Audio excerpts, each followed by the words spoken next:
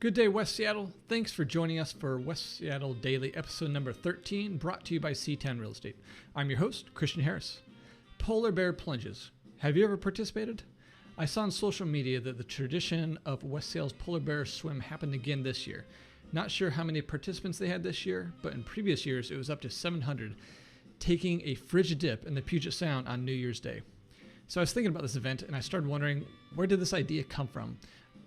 So I did some research.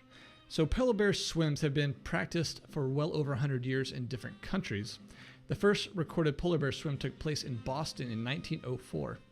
In many Canadian communities, plunging into icy water for a swim on a New Year's Day is tradition.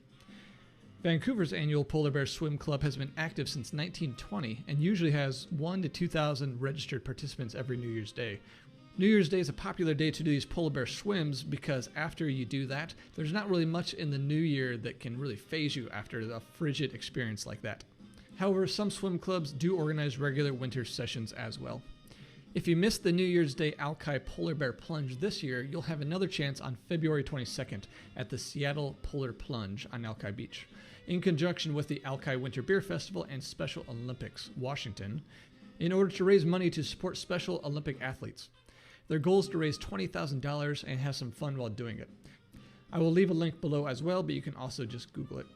Seattle Polar Bear Plunge has been happening since 1993, but it isn't the only one that helps raise proceeds for the Special Olympics.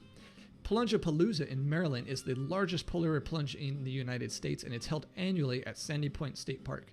Each year they have thousands of participants and raise several $1 million each.